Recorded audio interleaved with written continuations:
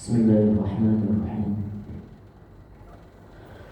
Assalamualaikum warahmatullahi wabarakatuh.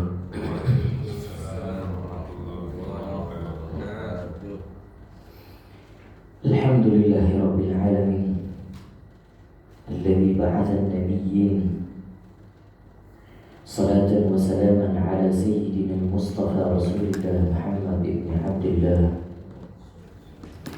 Allahumma salli wa sallim wa barik ala sayyidina Muhammadin miftahi babi rahmatillah adada ma fi ilmillah salatan wa salaman daimain bidawami mulkillah wa ala alihi wa sahbihi wa mawala. Subhanaka la ilma lana illa ma 'allamtana innaka antal alimul hakim. Rabbi shrah li sadri wa yassir li amri wahlul 'uqdatam min lisani yafqahu qawli.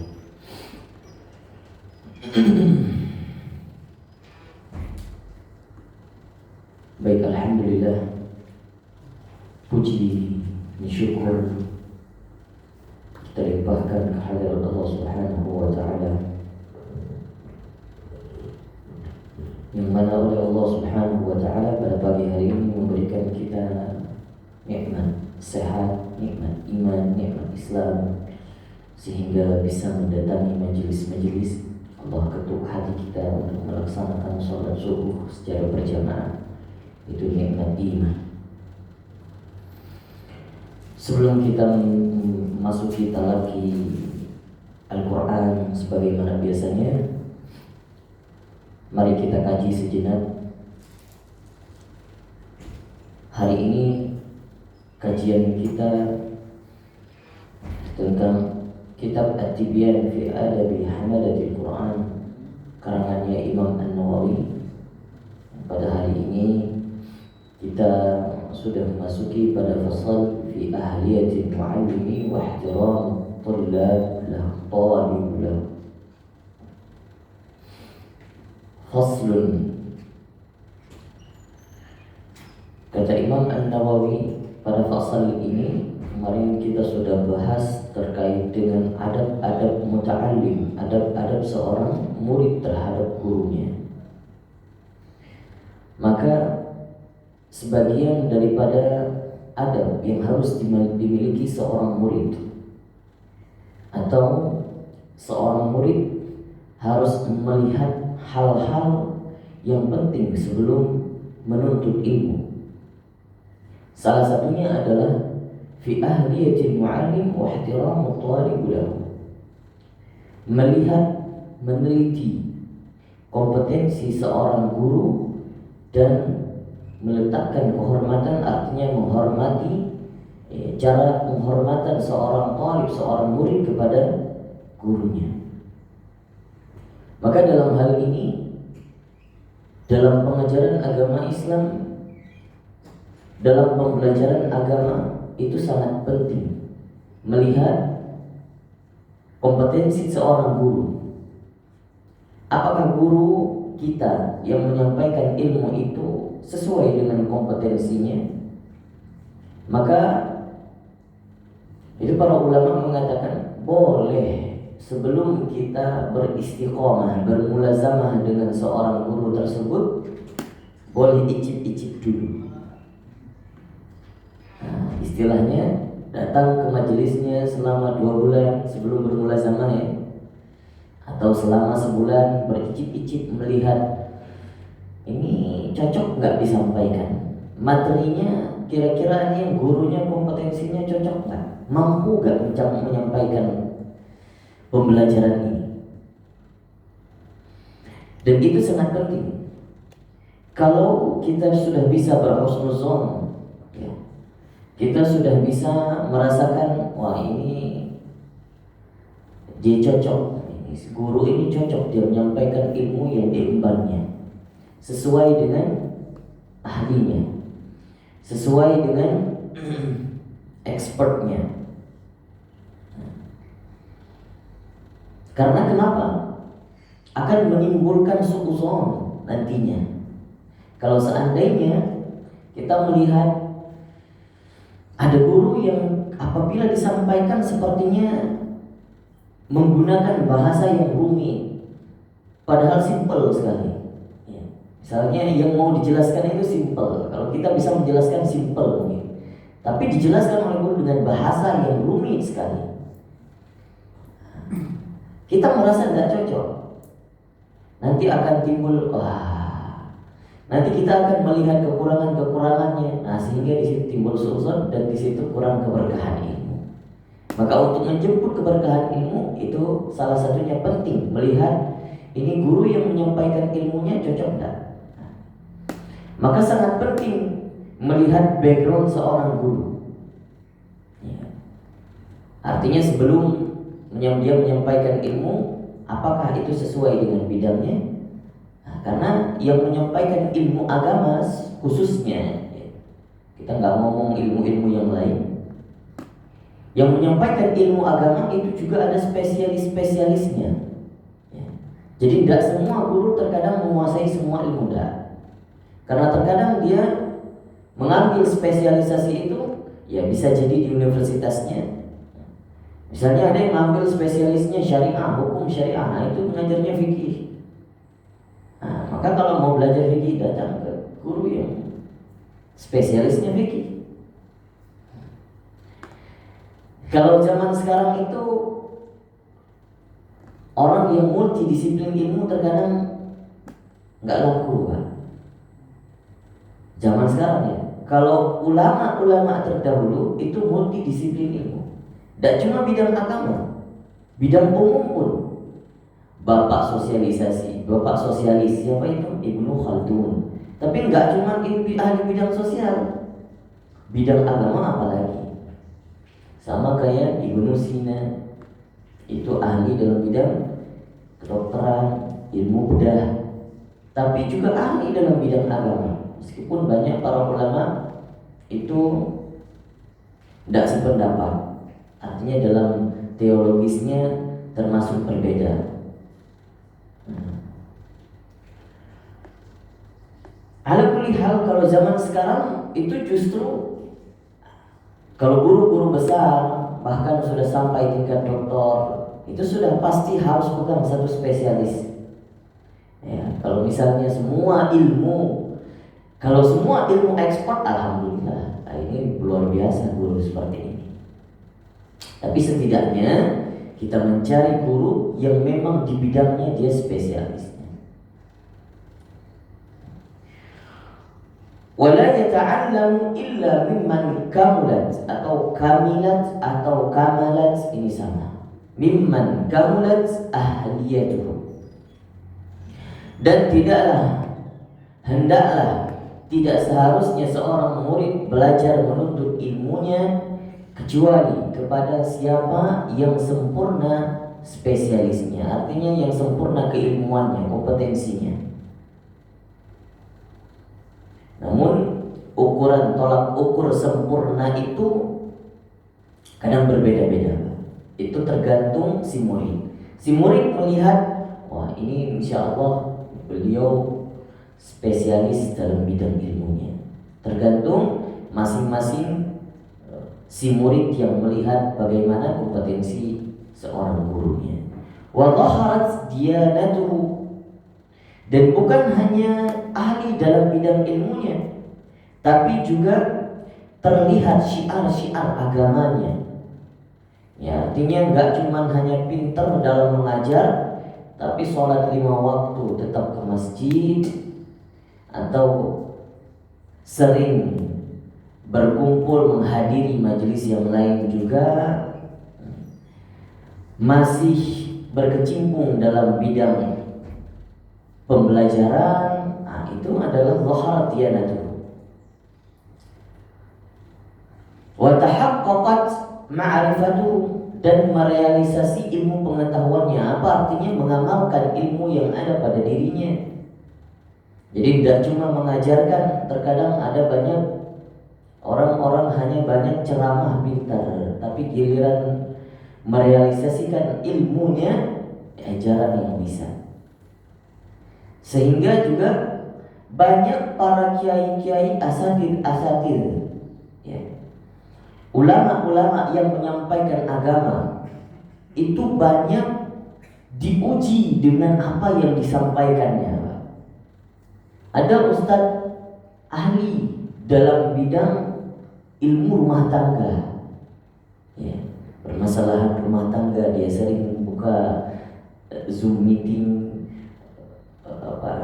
seminar tentang parenting rumah tangga. Tapi rumah tangganya yang diuji itu banyak sekali, dan itu tidak jarang. Maka apa yang dikatakan oleh guru, apa yang diajarkan, itulah yang Allah uji supaya apa? Dia bisa merealisasikan ilmu pengetahuannya. Gak cuma teori-teori aja. Washtaharat siyanatu, dan juga terkenal dengan ini orang bisa menjaga dirinya. Tapi ini hal yang mungkin berhubungan dengan batinnya. Istilahnya apa? Kita bisa melihat seorang guru tentang bagaimana dia bisa menjaga dirinya. Washtaharat, yang terlihat saja, tidak perlu dikorek-korek. Artinya yang tak tampak itu biar urusan dia sama Allah. Yang tampak itulah yang menjadi tolak ukur kita. Menjaga diri itu sulit, Pak. Terkadang ada orang yang bahkan orang-orang soleh itu bahkan tidak terlihat kebaikannya. Tidak terlihat kebaikannya, meskipun keburukan memang tidak boleh ditampakkan, tidak boleh disiarkan. Maka dalam hal ini ada orang-orang yang terkadang tidak tahu siapapun, bahkan istrinya sendiri tidak tahu kebaikannya apa, amalannya apa, tidak tahu. Terlihat orang biasa aja. Maka menjaga diri itu adalah satu tolak ukur yang penting. Kita lihat siapa yang mengajar kita. Ternyata dari ciri-ciri yang telah disebutkan tadi ada pada dirinya. Maka ini saya bisa berhusnuzon, bisa belajar dengan guru ini. Ada orang yang kadang Pak terkenalnya setelah meninggal, kebaikannya tampak setelah meninggal. Itu ada ulama terdahulu, saya lupa namanya, termasuk salafus soleh. Itu tidak terkenal orang soleh, orang biasa saja, masyarakat biasa aja, bukan ahli dalam bidang ilmu agama, tapi terkenal kesolehannya setelah beliau meninggal. Apa kesolehannya? Ternyata setiap malam, di tengah malam, bukan bangun sholat tahajud, Pak, itu biasa. Apa yang dikerjakan? Dia ambil makanan pokok, gandum, dia letakin di depan rumah tetangga-tetangganya yang terjangkau aja. Itu dikerjakan selama hidupnya. Tidak ada yang tahu, tidak ada yang mencari tahu. Setelah meninggal terbukti tidak ada lagi gandum yang datang ke rumah. Oh, ternyata yang meninggal kemarin yang meletakkan itu selama hidup. Amalan-amalan yang tidak dikerjakan yang lain itu dipilih olehnya. Itu seharusnya kita nih harus mencari satu amalan yang kira-kira tidak familiar dan diambil sama orang lain apa kira-kira. Dan amalan itu yang bernilai tinggi di hadapan Allah, yang ada kaitannya dengan sosial, Pak. Itu tinggi sekali nilainya. Jadi tidak cuma antara kita sama Allah, itu sudah biasa. Enggak sesetinggi apapun ibadah kita, tidak bisa melampaui para nabi, para tabi'in, para sahabat, tidak bisa. Tapi setidaknya yang kira-kira ada hubungannya dengan kehidupan kita, khususnya dalam bermasyarakat, apa kira-kira amalannya? Coba kita amalkan itu, mudah-mudahan insyaallah hidup kita ditutup dengan husnul khotimah. Apa yang kita cari sekarang, Pak? Husnul khotimah doang, lain tidak ada. Toh kehidupan juga sebentar lagi. Kita sudah hidup di zaman fitnah, Orang yang mengerjakan ibadah aja susah sekarang. Kita lihat info sekarang, orang yang sedang melaksanakan haji, betapa sulit. Ya. Ada yang regulasinya sudah berantakan, kacau sekali kali ini gaya haji itu.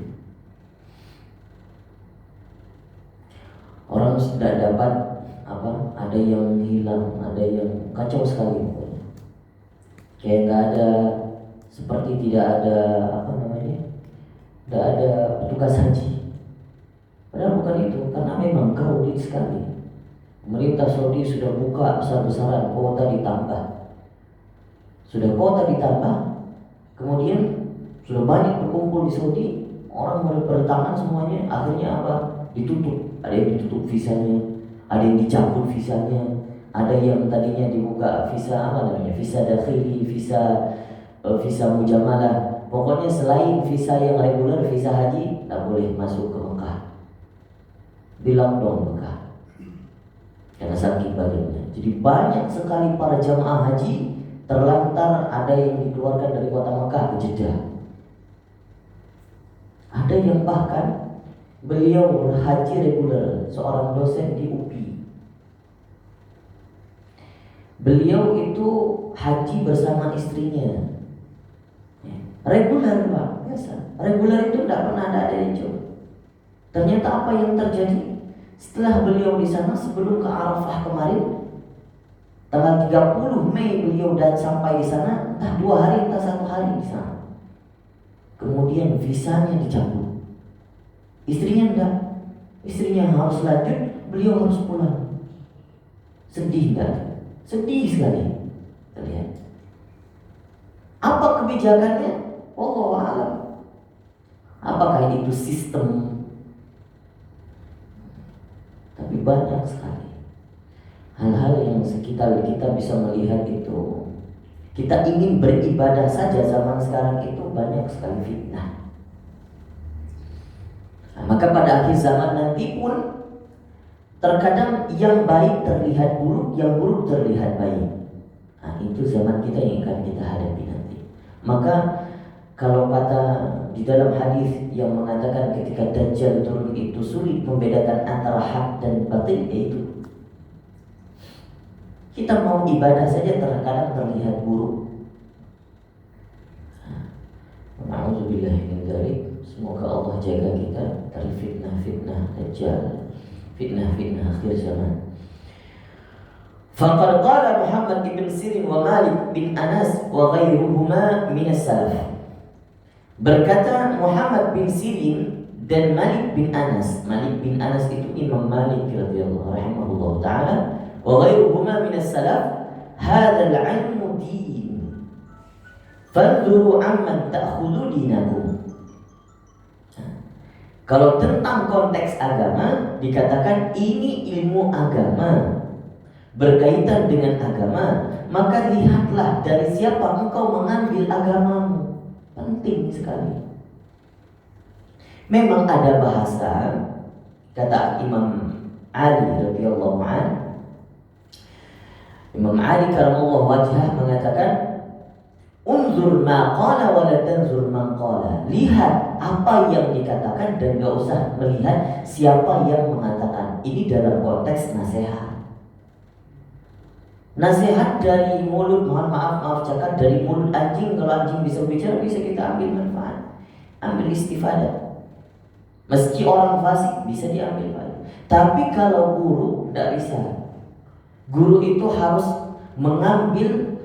Guru itu siapa? Guru yang bisa bermulazamah, yang kita bisa konsisten belajar dengannya. Gak hanya 1 tahun, 2 tahun, 3 tahun. Itu Imam Qalun, muridnya Nafi'. Imam Nafi' itu bertalaki kepada Imam Qalun.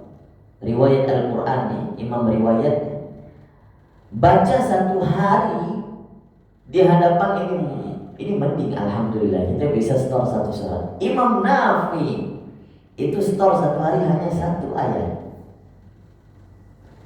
Dan bermulazamah bersama Imam Qalun 20 tahun lebih.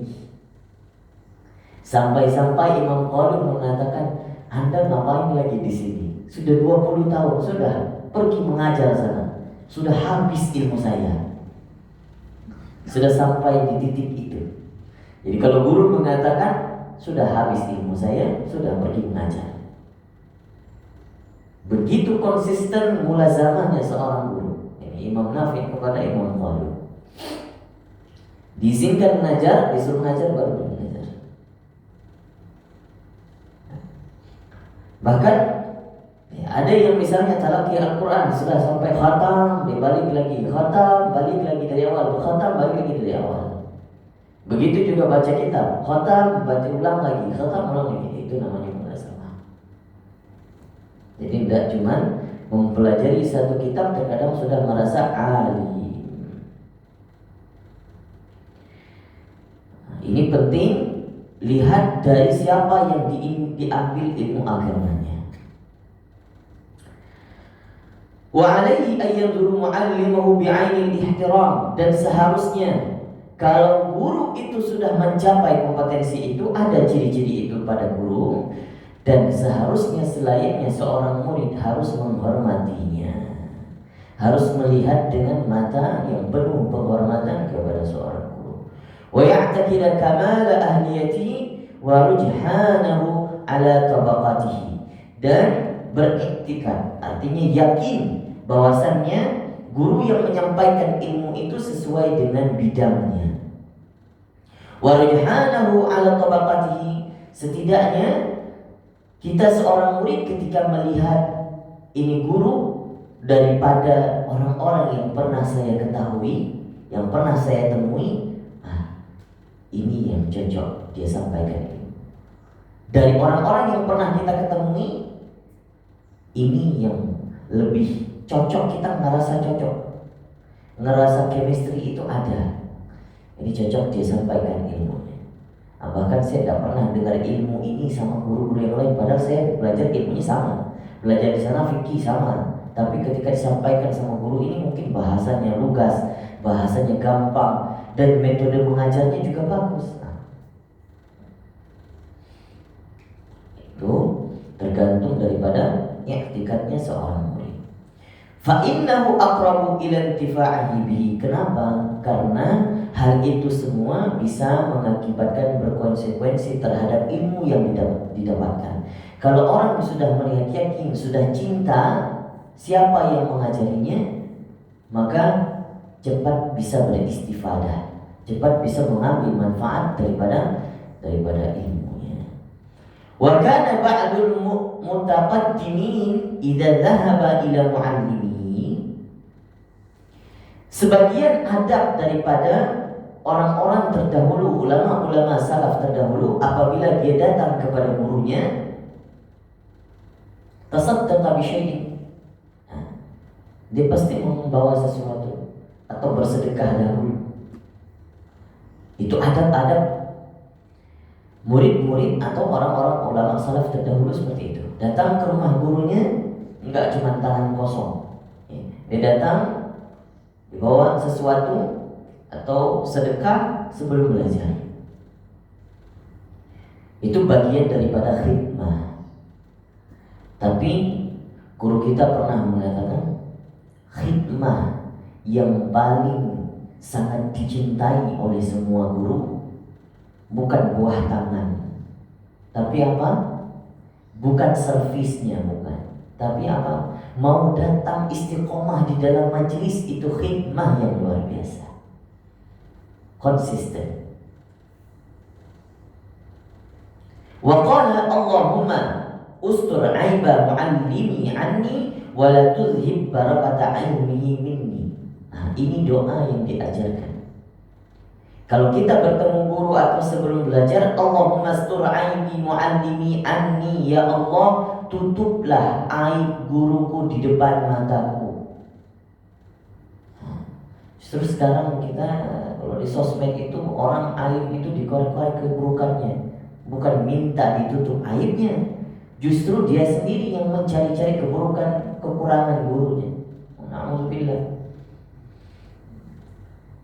Karena kenapa? Seorang murid ketika melihat sudah tertampak kekurangan gurunya, maka di situ tuh akan kurang respeknya, kurang ihtiramnya. Akan berpengaruh kepada keberkahan ilmunya. Wala tudhib barakata ilmihi minni, dan jangan engkau hilang ya Allah keberkahan ilmunya kepadaku. Kalau ilmu itu berkah, sampai mati pun kita bawa ilmu itu, gak hilang. Kalau ada yang hilang daripada ilmu yang kita pelajari, kurang berkah berarti. Maka ini doa yang diajarkan, Allahumma ustur aibi mu'allimi anni wala tudhib barakata ilmihi anni minni. Wa qala Rabi' sahibu Syafi'i, dan berkata Rabi' itu siapa? Rabi' Sulaiman Al-Muradi, yang kemarin kita ceritakan, muridnya Imam Asy-Syafi'i. Beliau berkata, majtara'tu an ashrabal ma'a wa Syafi'i yanzuru ilayya haibatan lahu. Kata Imam Rabi', aku sudah belajar bersama Imam Syafi'i, bermulazamah kepadanya juga lebih daripada puluhan tahun.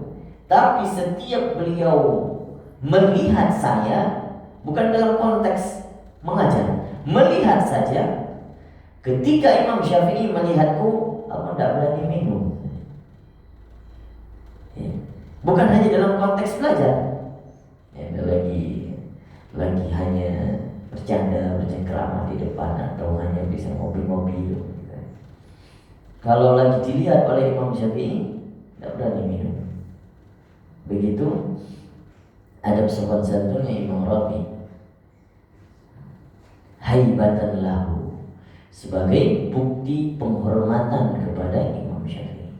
Wa rawaina an Amiril Mukminin Ali bin Abi Thalib radhiyallahu anhu qala min haqqil 'alimi 'alaika an tusallima 'alan nasi 'amatan. Kata Imam Ali bin Abi Thalib karramallahu wajhah radhiyallahu anhu qala, berkata Ali bin Abi Thalib, min haqqil 'alimi 'alaika an tusallima 'alan nasi 'amatan. Daripada adab seorang murid terhadap seorang guru, kalau berjumpa seorang murid kepada guru, maka hendaklah dia mengucapkan salam. Dan cuma seorang guru kepada guru aja, hendaknya dia mengucapkan salam kepada seluruh siapa saja yang dia temui di dalam majelis. Misalnya datang, ada orang yang sedang duduk majelis, kalau ada guru, maka hendaknya dia mengucapkan salam. Hendaknya dia duluan yang mengucapkan salam. Tapi ini sudah lama saya ingin mengatakan, saya mengajarkan ini sampai pada waktunya.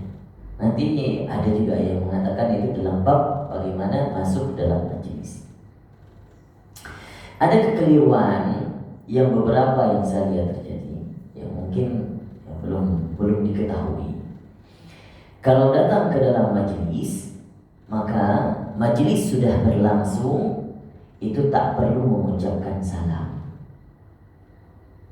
Kita yang datang terlambat, kemana saja kita masuk, ada majelis, tak perlu mengucapkan salam. Itu termasuk su'ul adab yang buruk.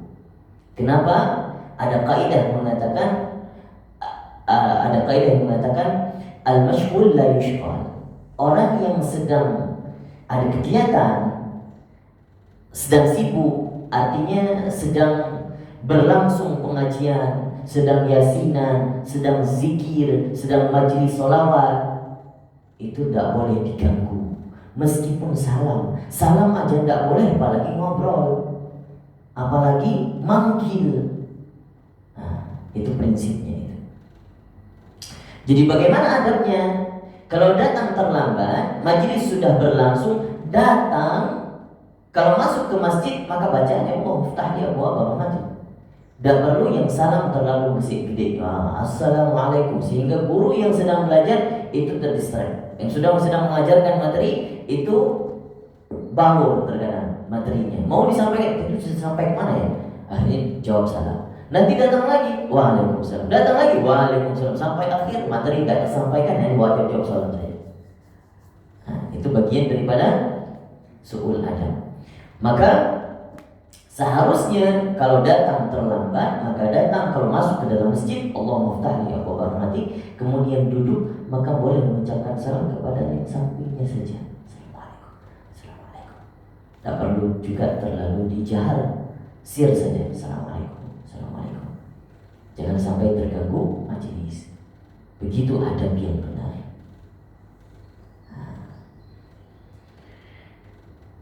Wa takhussahu dunahum bitahiyyah, dan mengkhususkan ataupun menghormati ataupun menyayangi orang-orang yang di bawah umurnya. Kalau ada teman-teman sejawat yang ikut di majelis, maka harus dihormati dan harus disayangi. Wa antajlisa amamahu, dan duduk di depan guru di barisan depan itu bagian daripada adab juga.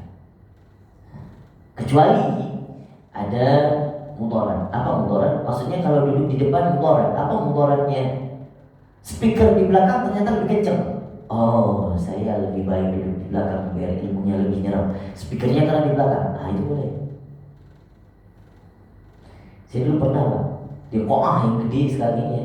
Karena kalau belajar dulu tuh, kalau kita masuk universitas, sekarang kalau lagi gabung itu bisa jadi 200 murid. Yang mengajar satu orang ke depan, dosennya satu orang. Lu 200 orang, kita ini gak fokus, Pak. Ada yang tidur gak kelihatan. Maka cari apa? Speaker. Yang paling dekat speaker mana? Itu yang saya cari. Kalau speakernya di samping, saya duduk di samping. Speaker belakang saya duduk. Kalau nggak, kita pun ikut ngantuk. Wala tusyiranna indahu biyadika. Jangan, ini penting, jangan menunjuk-nunjuk guru dengan tangan.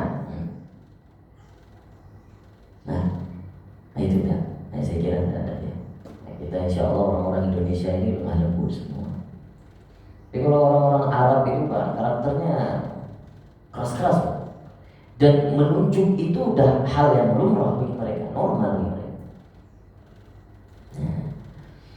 Maka ini Imam Nawawi mencantumkan ini. Mungkin kalau Imam Nawawi dari Indonesia, lihat karakter orang Indonesia, nggak masukkan ini. Ada justru orang Arab itu kalau ngomong hanya pakai tangan aja, Pak. Jadi ada body language, ada bahasa tangan aja, tanpa harus ngomong. Ya mungkin kalau kita orang Indonesia kurang mempraktikkan hal ini. Kalau misalnya ada yang, kalau kita mau nanya nih, gimana pendapatmu tentang hal ini? Mungkin dia mau jawab, ya ragu-ragu, atau dia nggak tahu, dia hanya buat gini aja.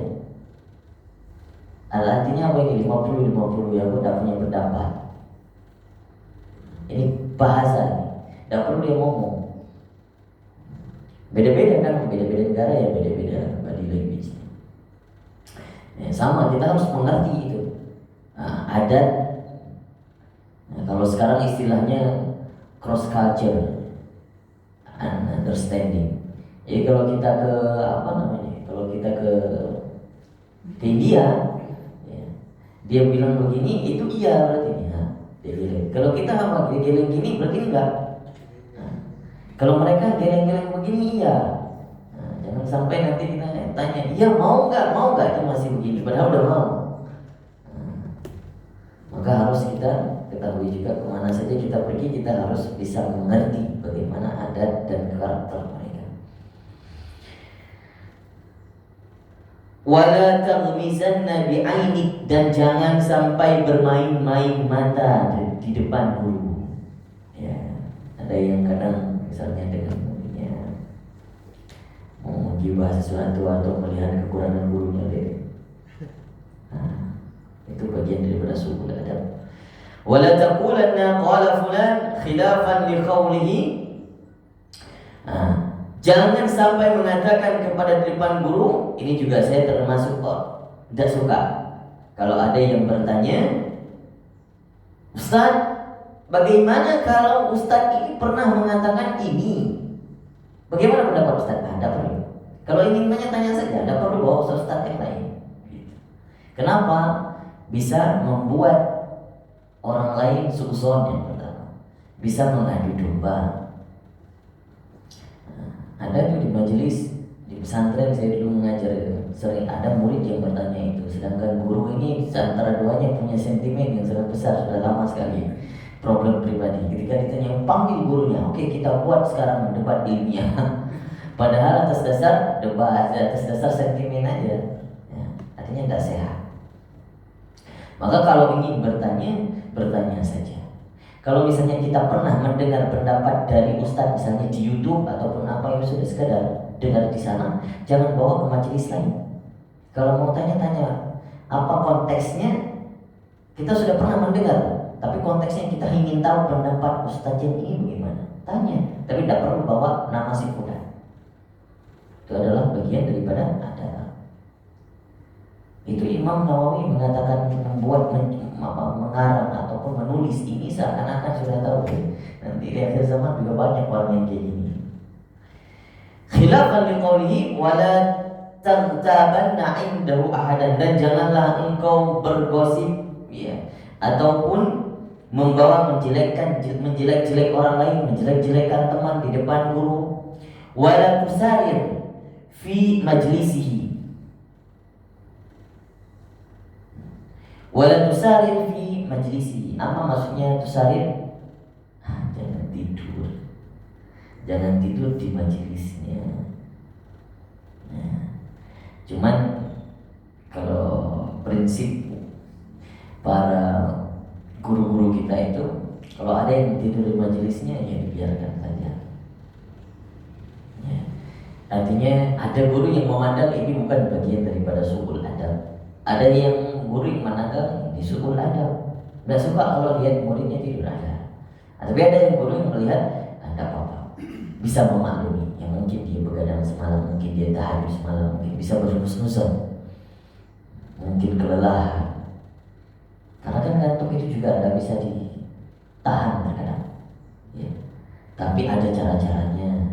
Ya kalau misalnya ngantuk, keluar wudhu, terus balik lagi, ngantuk lagi, keluar lagi, balik lagi, ya gitu-gitu aja terus. Nah, tidak masalah. Artinya ada usaha, ada ikhtiar. Memang si syaitan itu tidak henti-hentinya mengganggu kita. Lagi belajar apa lagi? Coba kita nonton handphone itu, lihat handphone 1 jam 2 jam itu nggak terasa. Buka Quran baru 1 halaman. Nah, itu memang tugasnya syaitan. Wala ta'khudhu bi thawbihi, dan jangan tarik-tarik bajunya. Ada kayak tarik-tarik baju? Saya kira enggak ada. Ya artinya kalau misalnya guru, misalnya mulan, guru saya duluan dong, gitu kan. Nah, itu bagian dari Rasulullah. Wala tuliha alaihi idza kasila. Nah, seorang guru ada juga bad moodnya. Kata Imam Nawawi, jangan maksa-maksa gurumu kalau dia sedang bad mood. Nah, artinya mungkin guru sedang ada problem, butuh kesendirian. Ada orang yang kadang kalau ada problem itu butuh sendiri lah, tidak mau ditemani. Apalagi kita laki-laki itu banyak mendam sendiri. Kalau perempuan harus mengeluarkan kata-kata kalau banyak pikirannya. Nah, itu beda karakternya sendiri. Kalau kita makan mungkin jalan aja sendiri, healing sendiri, udah biar hilang terus semua masalah-masalah. Guru juga punya masalah kehidupan, masalah rumah tangga. Maka jangan maksa-maksa. Harus kita sebagai murid itu harus pintar melihat bagaimana kondisi gurunya. Mungkin nggak kalau saya ingin bertemu dengannya menceritakan problem saya. Melihat guru punya problem, tahan dulu deh, jangan sekarang. Jadi jangan dipaksa. Wala tu'arid ay la tashba' min tuli suhbati, dan jangan pernah bosan. Jangan pernah kalau sudah merasa ini guru sebagai guru saya, jangan pernah bosan dan jangan pernah kenyang dengan mengenyam ilmu kepadanya. Sampai guru itu mengatakan, sudah, engkau sudah layak mengajar, sudah boleh pergi dariku. Oh sudah, itu sudah. Berarti kita sudah divalidasi oleh guru kita, sudah habis ilmunya diajarkan.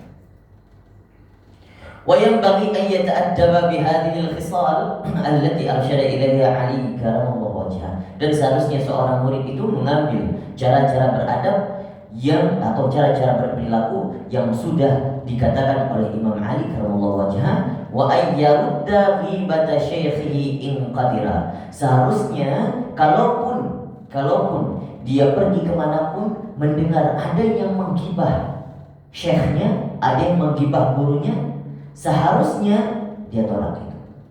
Jangan ngomong guru saya di sini.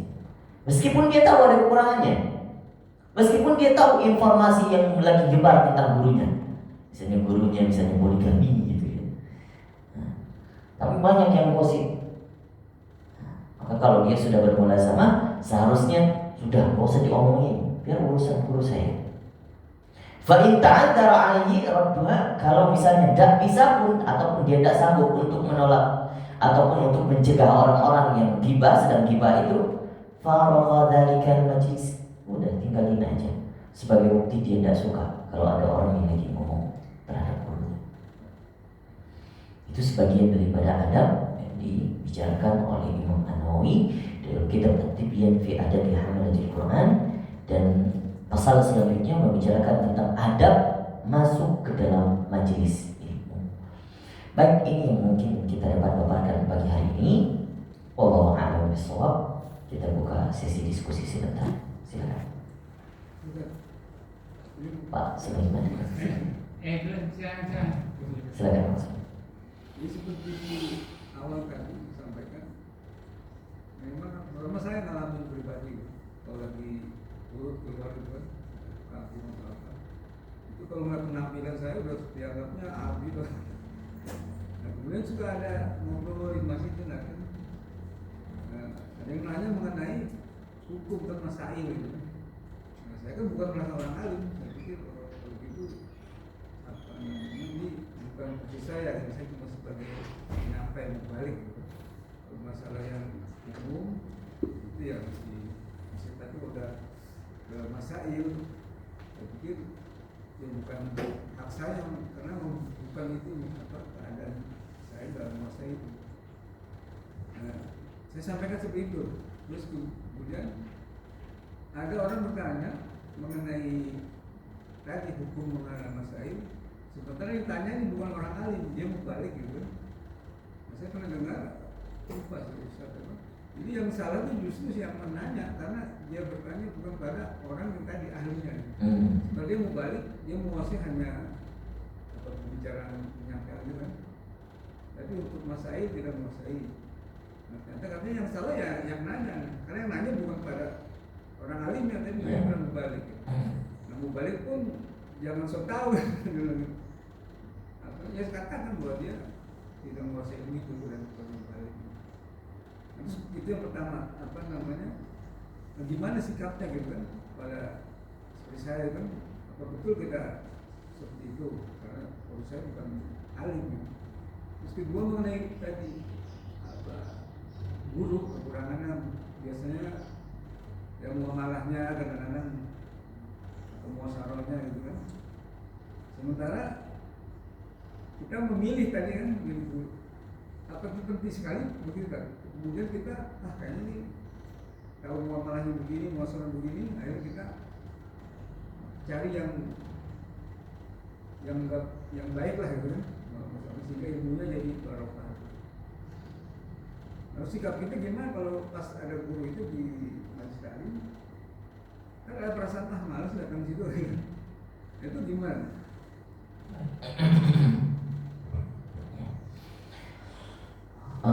Untuk yang pertama,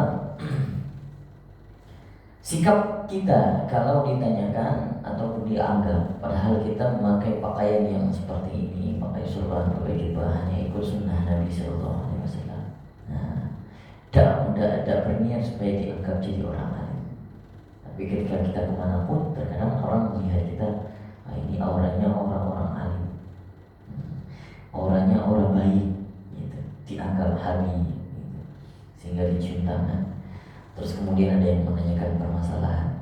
Ya kalau memang kita merasa yang ditanyakan itu tidak bisa kita sampaikan, artinya mungkin ilmu kita juga kebetulan belum tahu tentang permasalahan itu, maka nggak perlu ragu-ragu untuk mengatakan saya tidak tahu. Itu bukan aib yang mengatakan tidak tahu. Orang sekarang bahkan melihat yang mengatakan, bahkan yang menyampaikan ilmu ketika dia katakan tidak tahu itu sebuah aib. Udahlah, itu bukan sebuah aib, itu hal biasa dan itu hal yang normal. Bahkan seharusnya seperti itu. Tidak tahu jangan disampaikan sembarangan. Itu namanya menjaga amanah ilmiah. Menjaga amanah ilmiah itu sulit, Pak. Orang cendekiawan itu banyak, tapi yang bisa jaga amanah sedikit. Maka kalau ilmunya kira-kira tidak dikuasai tentang hal itu, lebih baik dijawab saya tidak tahu, atau saya akan cari tahu dulu, nanti akan saya sampaikan. Karena Imam Malik, sekelas Imam Malik saja, apa yang beliau pernah katakan, hati saya sangat tenang, hati saya sangat merasa adem ketika saya hanya mengatakan la adri, saya tidak tahu. 70 pertanyaan lebih diberikan permasalahan kepada Imam Malik, hanya satu yang bisa dijawab, yang lain tidak. La adri. Sekelas Imam Malik yang bisa mengumpulkan hadis dalam satu buku tebal Muwatta, mengatakan la adri, saya tidak tahu. Itu bukan aib. Justru orang yang memandang itu aib, berarti itu orang yang tidak berilmu. Usah nanya apa dia, tidak tahu. Ngapain sih ngajar? Tidak tahu. Itu bukan sebuah aib. Sampaikan walau satu ayat. Kita yang tahu satu ayat yang sudah sampaikan. Tidak tahu ayat yang selanjutnya ataupun apa yang banyak yang kita ketahui, meskipun ditanya tidak tahu, ya sudah, saya akan cari tahu dulu, insya Allah akan saya sampaikan. Jadi bukan sebuah aib. Maka sudah tepat sekali kalau kita mengatakan sudah tanya kepada orang ahli, atau coba tanya sama ustaz ini. Sudah bagus itu. Kita tidak punya tanggung jawab nanti. Karena kenapa? Setiap yang kita jawab nanti Allah tanyakan, Allah bertanggungjawabkan. Ini yang pernah kamu sampaikan, ini yang pernah kamu jawab. Kira-kira benar tak? Maka tidak boleh diasal-asali, tidak boleh tajarri. Apalagi dia dari agama, ambil tajarri. Tajarri itu berbicara lepas saja sesuai dengan nalarnya, tanpa referensi. Menurut dia, ini benar kayaknya, saya sampaikan, saya jawab aja. Tidak boleh tajarri. Kemudian permasalahan yang kedua terkait dengan saya susah mengingat pertanyaan. Apa tadi Pak? Pertanyaan kedua. Yang memilih guru. Oh iya. Memilih guru, sikap bagaimana kalau sudah lihat ini? Memang apakah seharusnya penting sekali ya memilah dan memilih guru. Makanya boleh katakan ulama mengatakan boleh dicip-cip dulu sebelum datang 1 hari, 2 hari, 3 hari. Kalau hilang setelah itu, berarti tidak cocok. Bagaimana sikap kalau sudah melihat misalnya ada kekurangan guru, kita merasa tidak senang, ya berarti kalau ingin pun pergi belajar, kita senang menuntut ilmu, tapi karena melihat ilmu di sana yang disampaikan oleh guru fulan kayaknya kurang kompeten atau kurang senang saya, tapi karena waktu saya kosong dan saya ingin menghadiri ilmu di tempat lain tidak ada, ya sudah berikutnya tidak apa-apa, masuk aja, masuk, hadir, duduk. Itu bukan bermulazamah, artinya beristifadah, ngambil faedah yang benar yang disampaikan kita ambil. Bahkan kadang ada yang disampaikan melalui mulutnya, meskipun kita tidak anggap itu jadi guru mulazamah kita, kadang yang disampaikan dia adalah bahan pengulangan untuk kita. Memang iya kita udah tahu mungkin yang disampaikannya, mungkin ilmunya tidak terlalu luas, yang disampaikan itu aja, sudah jadi bahan pengulangan, istifadah untuk menguatkan ilmu kita lagi. Maka untuk menghadiri majelis ilmu seharusnya tidak boleh, tidak usah milih-milih. Tapi memilih guru yang tepat untuk kita, itu harus dipilih. Jadi kalau majelisnya silakan. Silakan, kalau majelis di mana saja hadir, tidak apa-apa. Meskipun yang disampaikan menurut kita, wah ini keliru, tidak apa-apa, ya sudah. Itu menurutnya ada kekurangan, ada kekeliruan, sudah doakan Allah berikan hidayah. Jadi nggak perlu juga nanti setelah disampaikan kita buat video klarifikasi, Ustadz ini berkata di majelis ini ya, nah, itu salah segala macam, tidak perlu. Itu sekarang banyak sekali. Terkadang begini ya, kita bisa melihat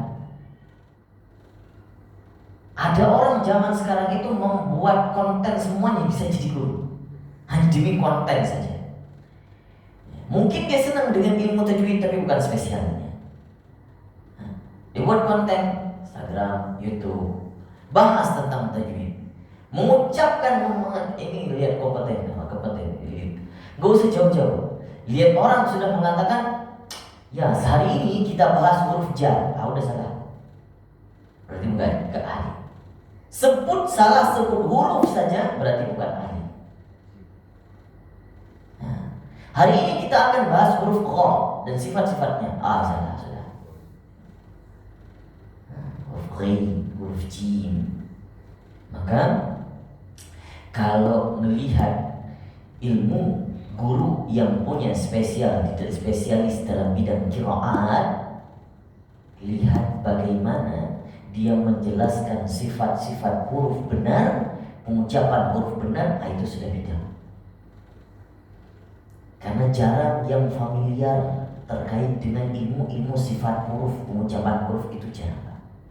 Tapi kalau ilmu tajwid itu banyak, mengucapkan mad asli 2 harokat, ya itu kadang itu banyak sekali. Dan membaca Al-Quran sesuai dengan lahjah Quraisy itu hanya kita dapat kepada guru yang sudah ahli mempelajari ilmu sifat huruf dan makhrajnya. Nah, kalau ada guru yang menyampaikan ilmu Al-Quran, tajwid matang semuanya, bisa dikuasai teori tajwid, idgham semuanya, ya, hukum-hukum tajwid semua disampaikan. Tapi ketika membaca, bacaannya sama aja, ya, masih terbawa lahjah Jawa, terbawa lahjah Sunda, Paminalali. Nah, itu udah berarti bukan di spesialisnya. Ada lagi, Pak Sulaiman? Tadi Pak Ustadz mengatakannya kalau misalkan ada majelis atau ada acara segala macam, diusahakan kita begitu kita masuk jangan bilang assalamualaikum karena mungkin mengganggu. Nah sekarang masalahnya ya banyak gimana gue. Begitu dia masuk dia diam. Dan kadang-kadang kan dia mau keluar juga. Apakah perlu? Nah, maaf nih, apakah perlu begitu? Saya mau bla bla bla bla atau keluar aja deh. Itu yang pertama. Yang kedua, seandainya majelis lagi entah majelis apa ya gitu. Kadang-kadang ulama atau guru gitu loh, yang di depan aja ustadznya aja sampai berdiri. Allahumma sholli wa sallim ya Rabbi sholli ala, misalkan kan para ahli ulama kan suka itu gitu tuh tadi ya. Ada yang cium tangan atau segala macam gitu loh. Mungkin juga begitu aja leman masuk kan orang cium tangan gitu. Sekarang permasalahannya kalau situasi kayak gitu gimana dan bagaimana sih hukumnya kalau tangan itu dicium, ada yang narik, ada yang didiemin gitu loh. Gitu loh Ustaz. Itu yang ketiga.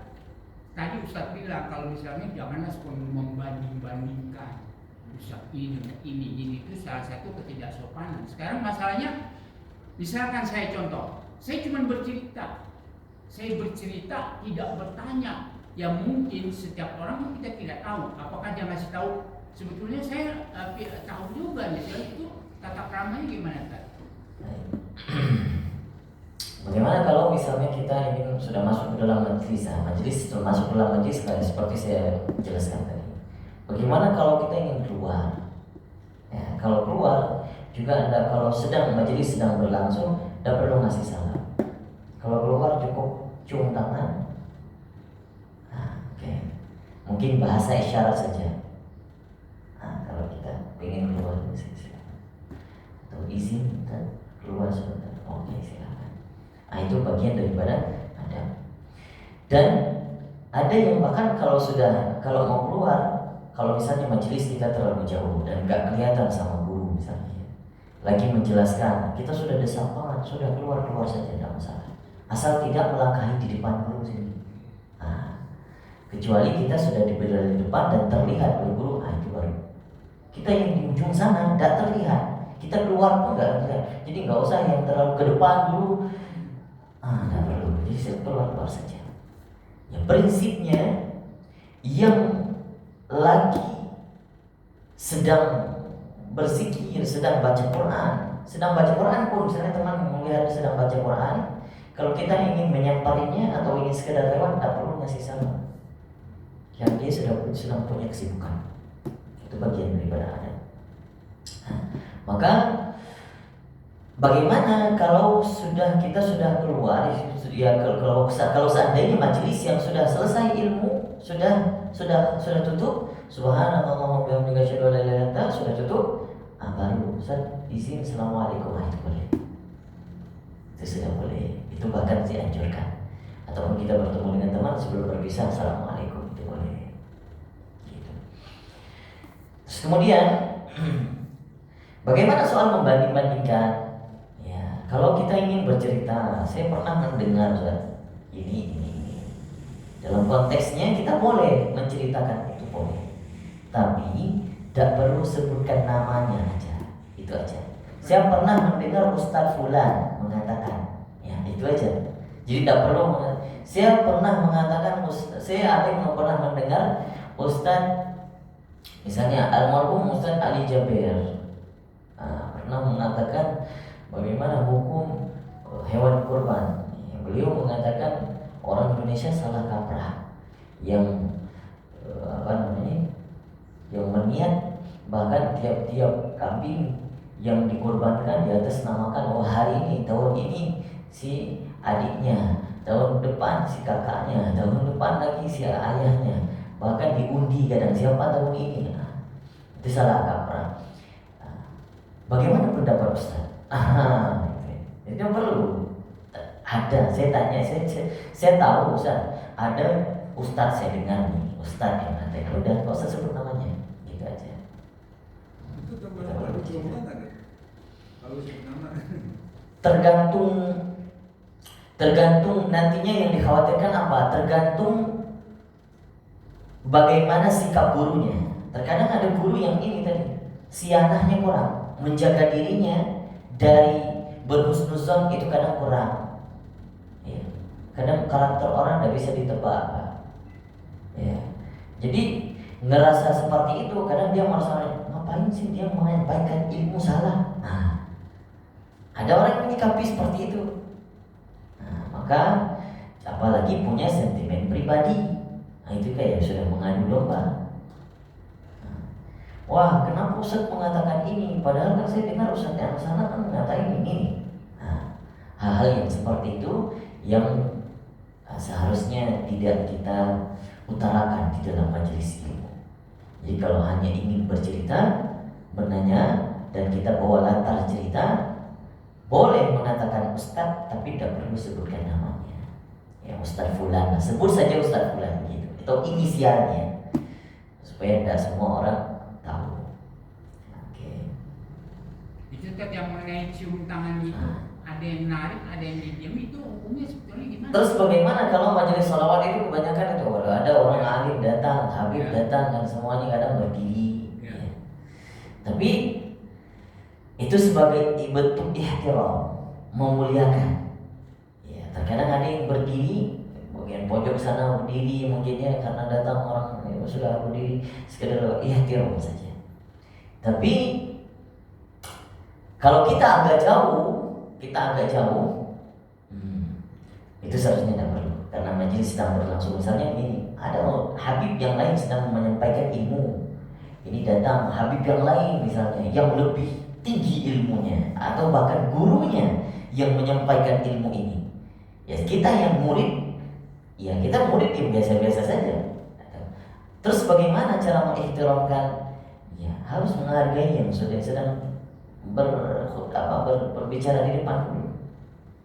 Tidak perlu bangun. Nah, bahkan kalau ada habib-habib yang memang paham tentang ilmu, ya dia pasti sudah. Nah, gitu. Ya sudah pasti ada. Itu Syekh Ramadan Al-Buti. Ya, sebelum Allah Taala, seorang syekh profesor doktor. Ketika Habib Ali Al-Jufri itu di Syria, Habib Ali Al-Jufri berbicara di depan. Habib Ali tidak tahu itu Syekh Ramadan Al-Buti itu datang dari belakang. Ya. Jamaah di belakang sedang wah masya Allah dok, Syekh Ramadan luar biasa. Sudah tahu Syekh Ramadan di depan Habib Ali Al-Jufri.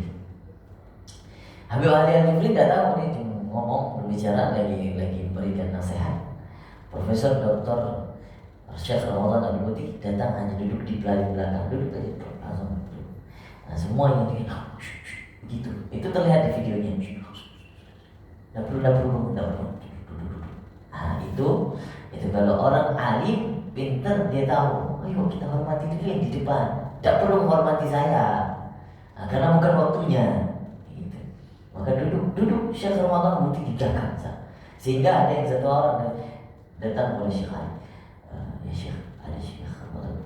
Baru dipanggil ditahiyah sama Syekh Ali. Ya Syekh Ramadan, ayo ke depan. Nah, baru diberikan depan. Padahal dia mau ngambil tempat di belakang saja. Itu kalau orang. Jadi kalau misalnya lagi ada pengajian di depan, mau datang ustaz, sudah ikut saja, tidak perlu apa ya. Kalau untuk sebagai bentuk ihtiram sudah. Salam saja. Kita sebagai murid, assalamualaikum, salam saja. Begitu juga cium tangan. Cium tangan seharusnya bagaimana ada cium tangan? Ini juga banyak pendapat. Ada yang berpendapat cium tangan itu tidak boleh nunduk.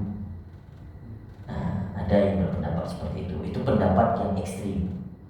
Pendapat yang suku nunduk itu takutnya seperti yang menyembah, menyerupai orang-orang terdahulu, menyembah nunduk kepada manusia. Padahal tidak. Apakah cium tangan itu harus dicium atau hanya sekedar bersalaman saja? Sebagai bentuk ihtiram itu mengambil keberkahan, itu kadang dicium.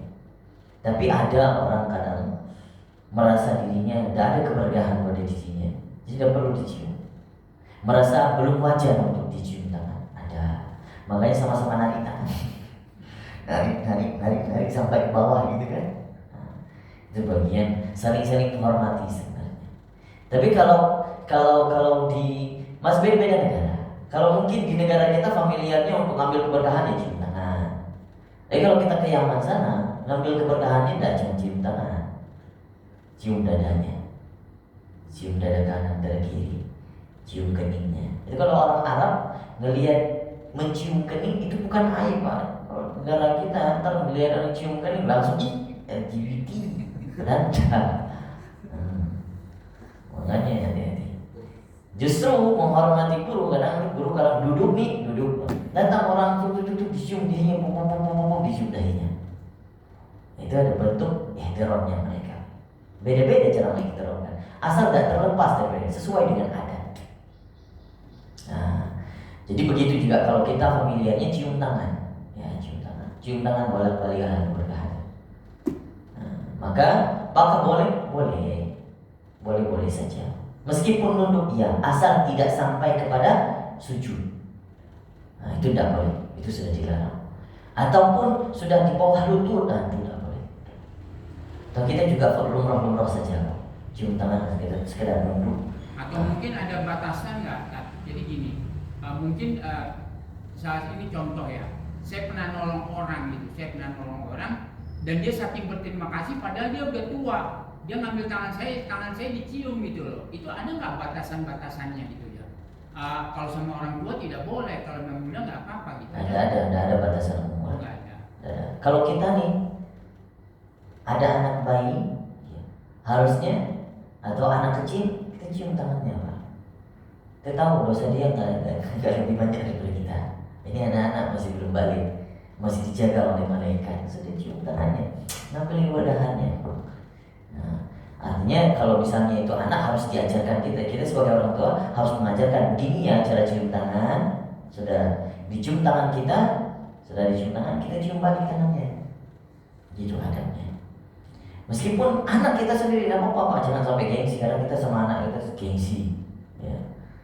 Sudah jalan dan cium tangannya.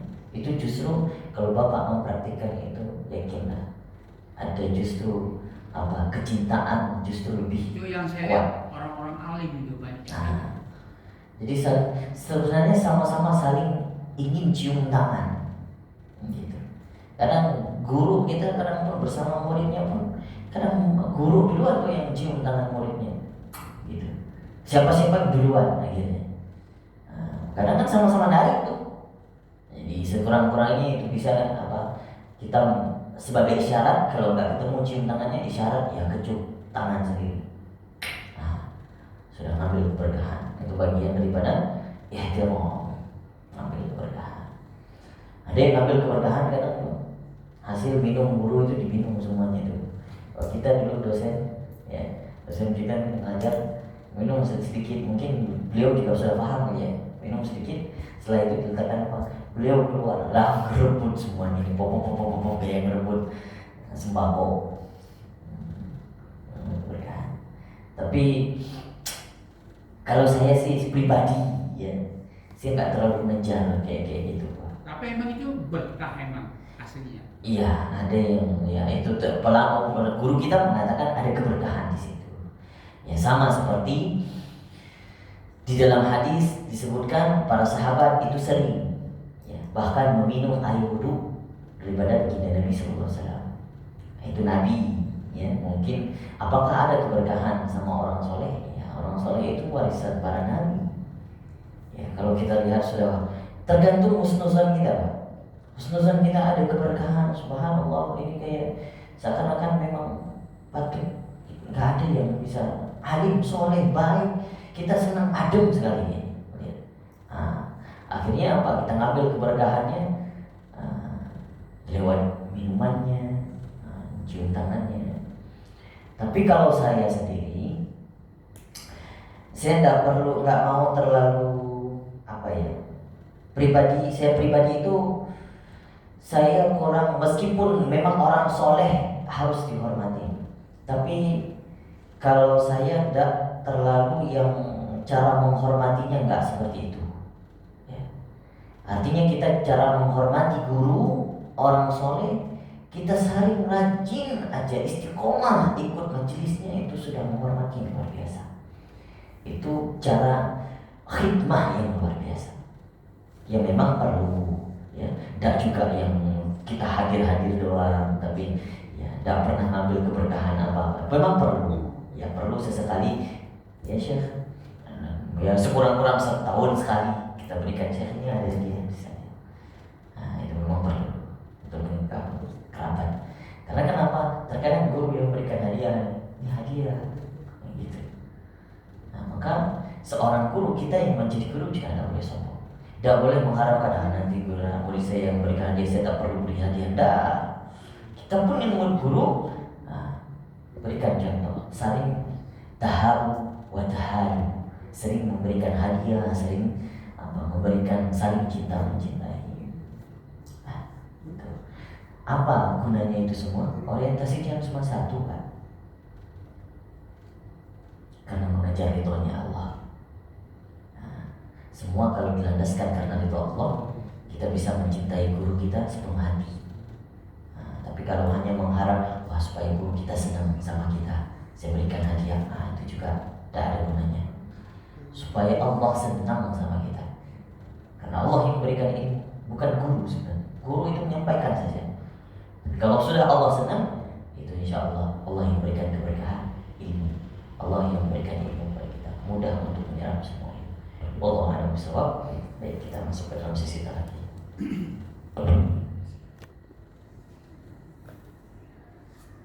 Silakan yang punya hajat dulu.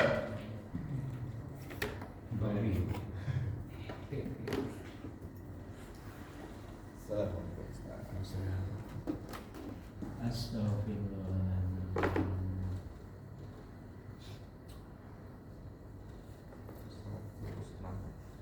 100. A'udzu billahi minasyaitonir rajim. Bismillahirrahmanirrahim. Ma nansakh min ayatin aw nunsiha na'ti bi khairin minha aw mithliha. Alam ta'lam annallaha ala kulli syai'in qadir. Alam ta'lam annallaha lahu mulkus samawati wal ard wa ma lakum min dunillahi min waliyyin wala nasir. Am turiduna an tas'alu rasulakum kama su'ila Musa min qabl wa man yatabaddalil kufra bil imani faqad dhalla sawa'as sabil. Wadda katsirun min ahlil kitabi law yaruddunakum min ba'di imanikum kuffara hasadan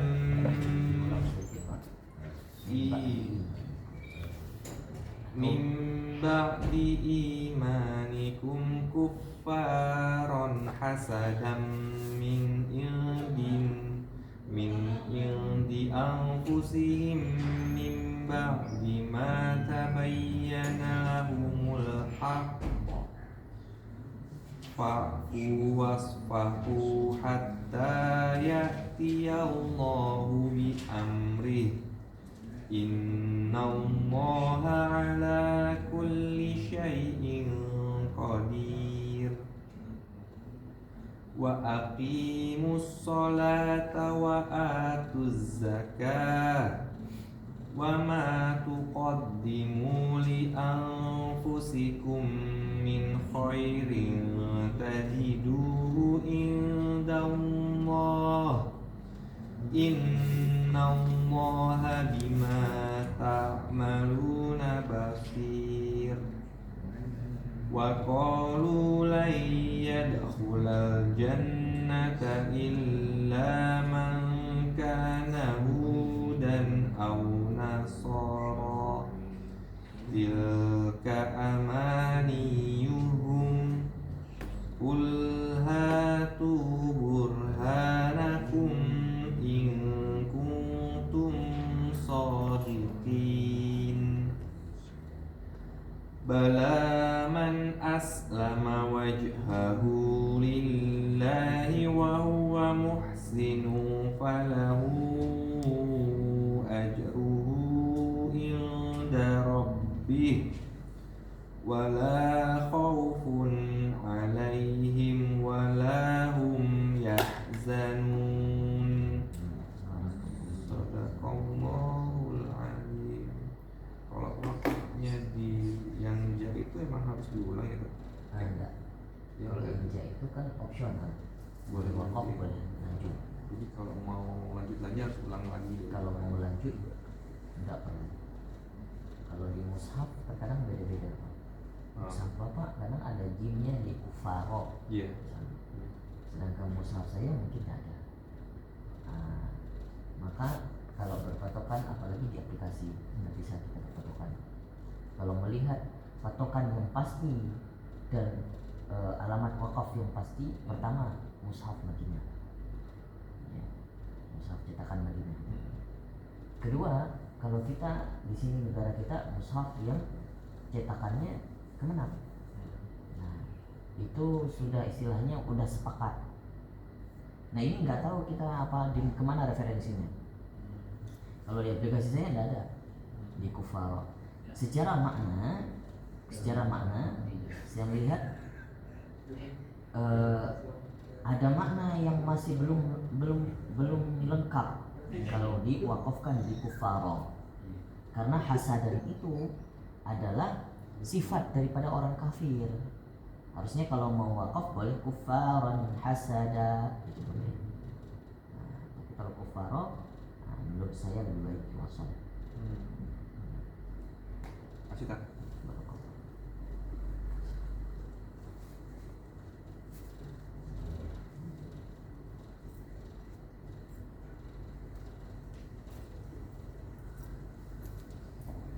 Assalamualaikum. Pak Nur Iman siapa? Pak Andi Pak Izin. Surah Al-Kafirun.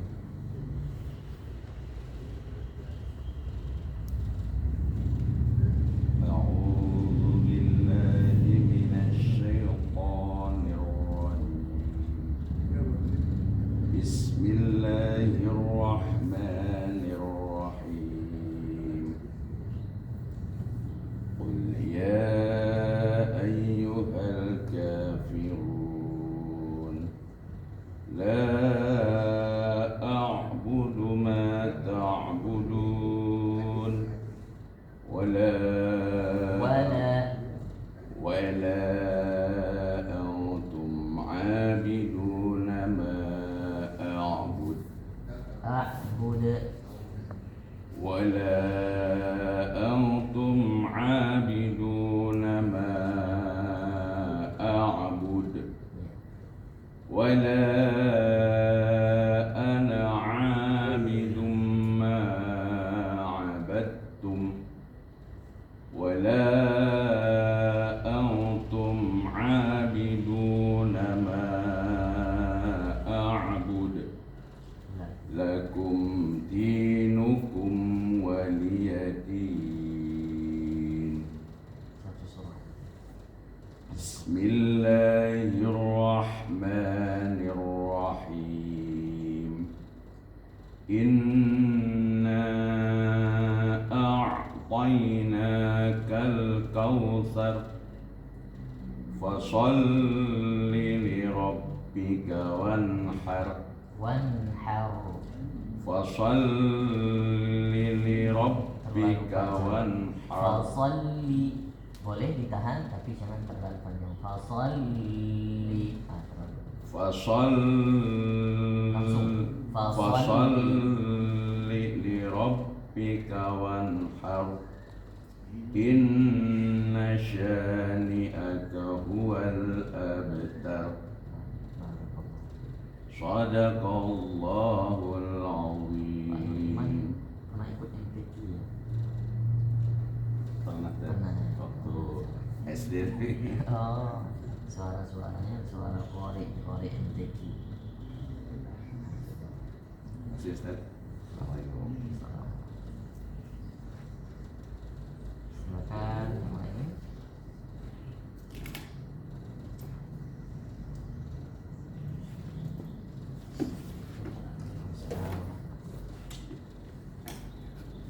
Surah Al-Takatsur. Yahakumut takatsur.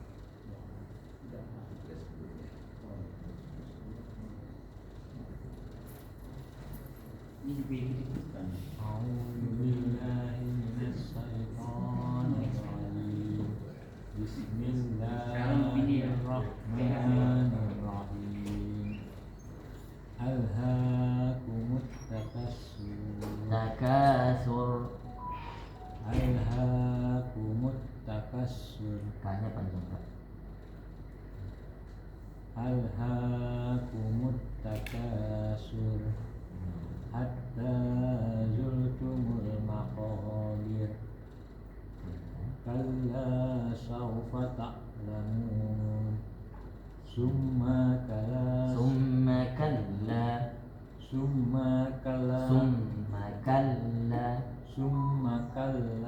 سوف تعلمون kalla kalla Lau. kalla law ta'lamun Lau ta'lamuna ilman. kalla law ta'lamuna ilmal yaqin latarawunnal jahim Jahim. Ha dimakan. latarawunnal jahim summa latarawunna Summa latarawun. Ma-nya tidak boleh dipanjang. summa latarawunnaha ainal yaqin summa latus'alunna yawma Summa latus'alunna yawma idzin 'anil na'im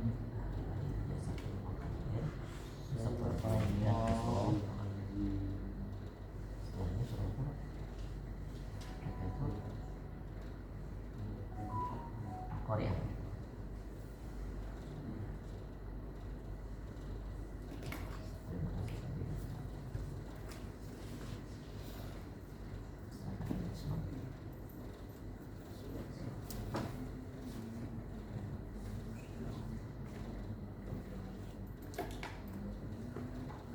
Ayat 31 An-Naba.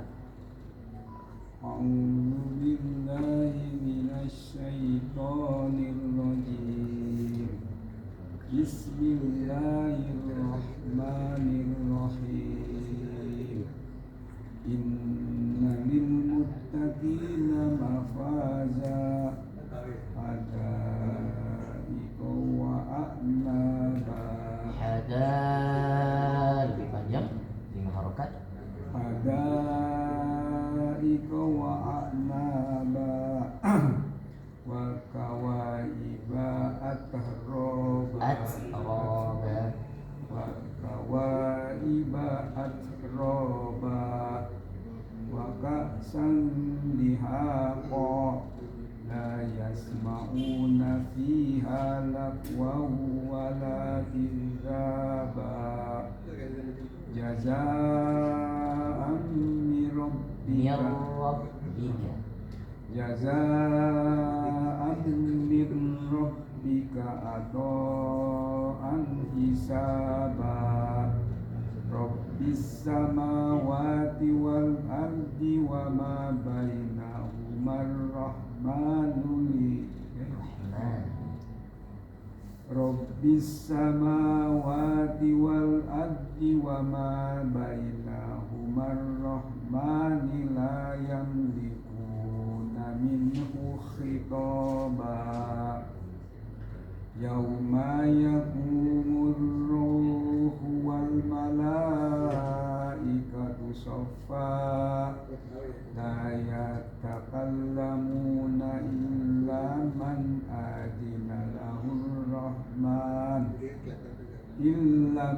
أذن له الرحمن وقال صوابا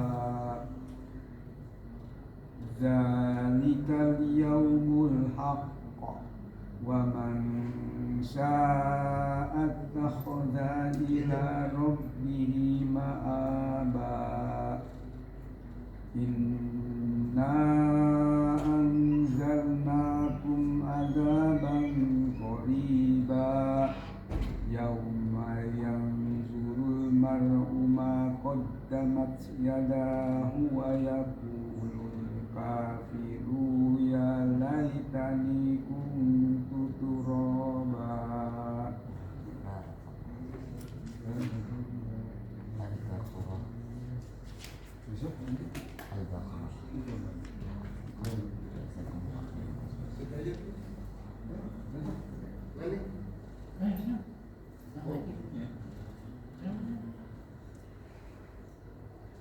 Kan mau dijago aja ini aja.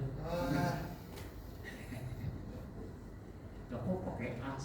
Boleh ya, Nggak boleh dong. Pak Sulaiman sering-sering ketika azan, Iya, Mas. ketika bacaan asyhadu anna Muhammadar Rasulullah itu dipraktikkan 2 kali Ya. Nah, ketika asyhadu anna itu muazzin itu dihembus di kedua ininya, dua jempolnya, kemudian ditutup, kemudian diletakin di sini. Ya, insya Allah kan.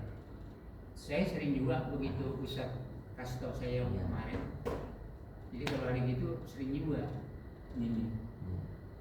Itu. Ya apa aja lah kan. Itu Insya Allah. ikhtiar kita. Ikhtiar ya. Itu salah satu doa-doa yang diajarkan untuk obat mata. Ya. Soalnya bukan pas dengar ada kita saya juga. Hah? Sering-sering. Iya. Enggak, saya pernah dikasih tahu Bang Ustaz. Oke. Tapi ya itu kan bentuk daripada doa. Hah? Ikhtiar kita ke berobat mata juga harus. Tapi ada kok ini Emang ini udah bisa. asadu Allah. Selalu anna Muhammadan Enggak sebelumnya kan asadu Allah. Ada yang ikut asadu Allah. Allah kan Iya. di sana pakai ada Allah. Allah ya. Tulisannya Allah. Bacanya Allah kan. Allah. Iya. Jadi nunnya tidak disebut. Iya.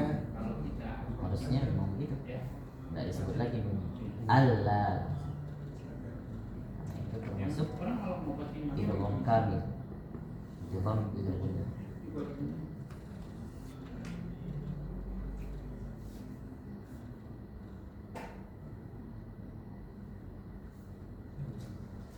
Al-Mutaffifin ayat ke 20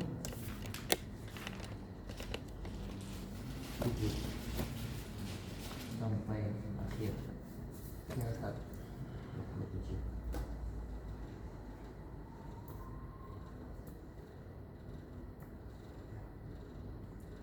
A'udzu billahi minasy syaithanir rajim.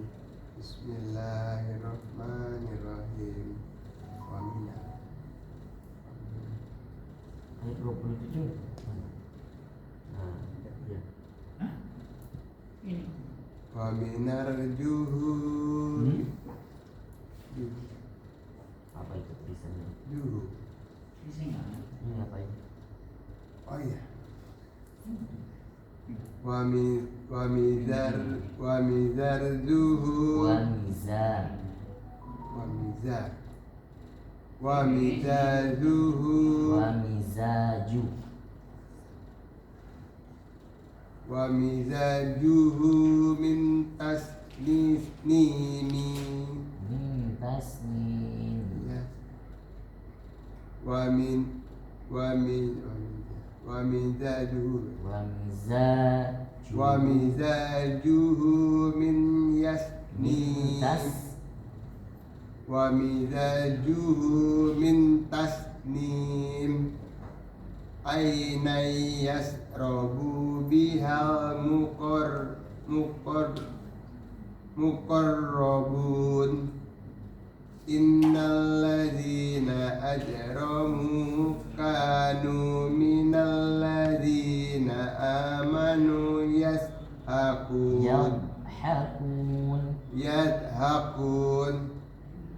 wa idza maru bihim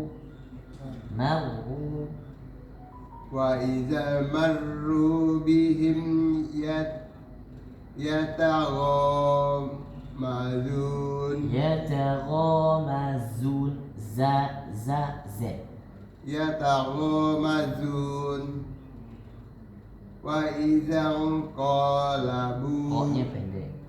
wa idza qalabu ila ahlihimun qalabu fakihin wa idza ra'awhum qalu inna haula ila dhalun. Kurang panjang tadi. Nah, dia kayak waladhdallin. Ya. Itu sama. Wa idza ra'awhum qalu inna hanya panjang Mas. Hanya panjang 5 harokat. Inna haula ila dhalun. Tekan. Dallun. Ya. ladallun wa ma ursilu alaihim hafizin wa ma ursilu alaihim hafizin fal yawmal ladzina amanu minal kuffari yadhakun alal aro halo mana? Oh iya. Alal aro iki yang turun hal suwi bal suwi Waknya ada tasydid kan? iya Hal suwi hal suwi bal kuffaru makanu yaf'alun. Besok lanjutkan ke sholat Infitar. Al-Takwir. Oh, infitar dulu. Al-infitar.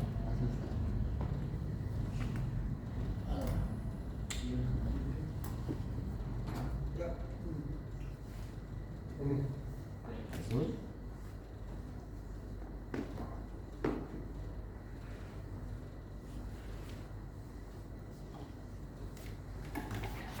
Azul di surah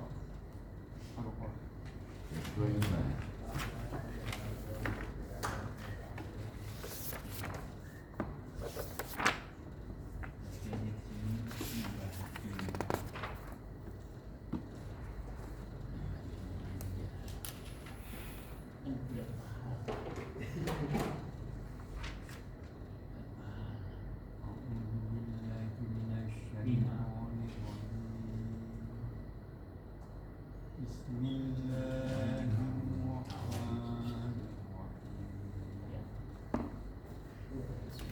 وبشر الذين آمنوا وعملوا الصالحات أن لهم جنات تجري من تحتها الأنهار كلما رزقوا منها من ثمرة رزقا قالوا هذا الذي رزقنا من قبل وأتوا به متشابها ولهم فيها أزواج مطهرة وهم فيها خالدون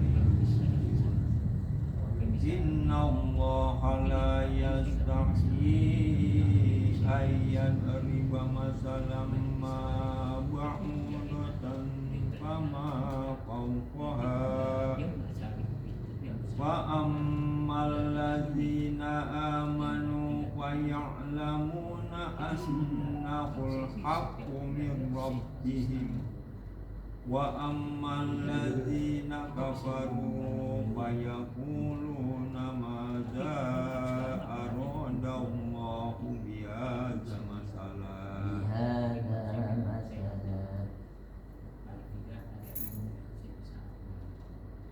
ماذا أراد الله بهذا مثلا يضل به كثيرا ويهدي به كثيرا وما يضل به إلا الفاسقين الذين ينقضون عهد الله من بعد ميثاقه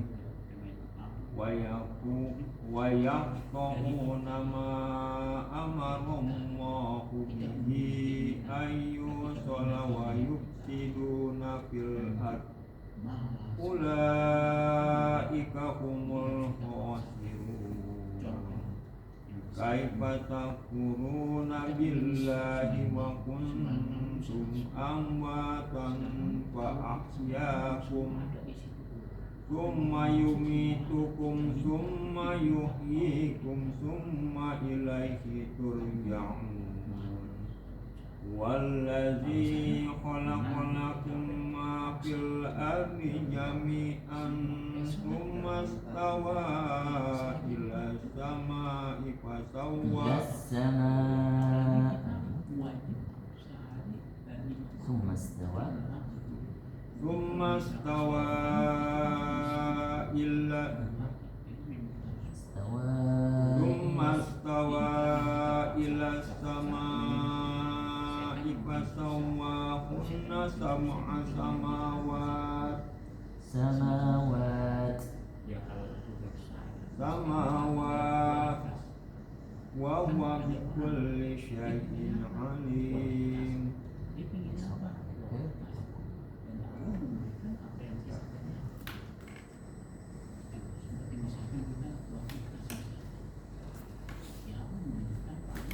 Pak Fedi, Pak Leman, Ya, enggak Mas. sholat. Saya cuma hadir majelis saja. Masya Allah. Sambil mendengarkan yang bisa diambil gitu. Pahalanya hadir. Ya. Ya, misalkan kamu menghormati, bukan kritik. Ini bukan kritik, cuma menghormati. Kalau begitu, itu Oh, boleh kalau misalkan bisa, bisa. Itu praktis, dan perlu dipelajari secara khusus. Ya, contohnya bagaimana? A'udzu billahi minasy syaithanir rajim. Alam tara ila mala'i min bani Israila min ba'di Musa il qalu lanabiyyin lahu mub'ats lana malikan nuqatil fi sabilillah qala asaytum in kutiba alaikumul qitalul la tuqatilu Allah Itu kan hanya bisa, hanya biasa. alaikumul Itu juga. Jadi qala hal asaytum in kutiba alaikumul qitalu alla tuqatilu saya sih bukan bilang. qalu wa ma lana alla nuqatila fi sabilillahi wa qad ukhrijna min diyarina wa abnaina Yang katanya falamma kutiba alaihimul qitalu tawallaw illa qalilan minhum wallahu alimun bizzalimin wa qala lahum nabiyyuhum inna allaha qad ba'atha lakum taluta malika ini dia pun juga sulit juga. qalu anna yakunu lahul mulku alaina wa nahnu ahaqqu bil mulki minhu wa lam yu'ta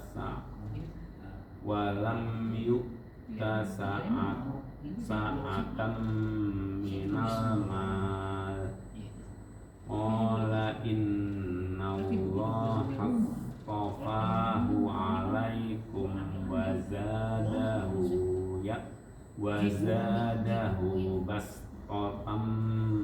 basqatan fil ilmi wal jism wallahu yu'ti mulkahu man yasha wallahu wasi'un alim. Wa qala lahum nabiyyuhum inna ayata mulkihi ayyatiyakumut tabutu fihi sakinatum mir rabbikum wa baqiyatum mimma tarak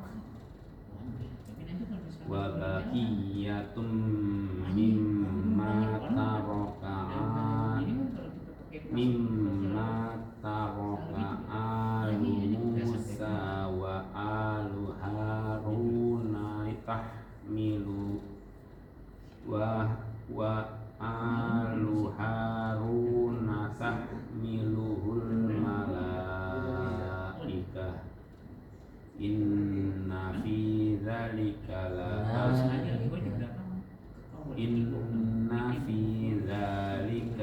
ayatal lakum in kuntum mu'minin.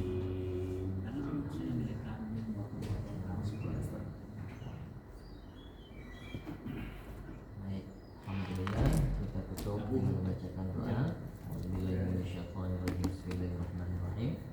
ربنا انفعنا بما علمتنا ربي علمنا الذي ينفعنا ربي فقهنا وفقه لنا وقربة لنا في ديننا مع أهل القدر أنثى والذكر ربي وفقنا ووفقهم لما ترتضي قولا وفعلا كرما وارزق الكل حلالا دائما وأخل أتقياء علما نحظى للخير ونكفى كل شر ربنا واصلح لنا كل شؤون وأقر برضا منك العيون رب اقضي عنا ربنا كل الديون قبل أن تأتينا رسل المنون واغفر استر أنت أكرم من ستر وصلاة الله تغشى المصطفى من إله الحق دعانا والوفاء بكتاب فيه للناس شفاء وعلى الآل الكرام شرفاء وعلى صحاب المصابيح الغرر اللهم اهدنا بهداك واجعلنا ممن يسرع في رضاك ولا تولنا وليا سواك ولا تجعلنا ممن خلفك أمرك وعصاك وحسبنا الله ونعم الوكيل ولا حول ولا قوة إلا بالله العلي العظيم وصلى الله على سيدنا محمد وعلى آله وصحبه وسلم والحمد لله رب العالمين في كل لحظة أبدا عدد خلقه ورضا نفسه وزينة عرشه ومداد كلماته سبحانك اللهم وبحمدك أشهد أن لا إله إلا أنت ونستغفرك ونتوب إليك السلام عليكم ورحمة الله وبركاته. Waalaikumsalam warahmatullahi wabarakatuh.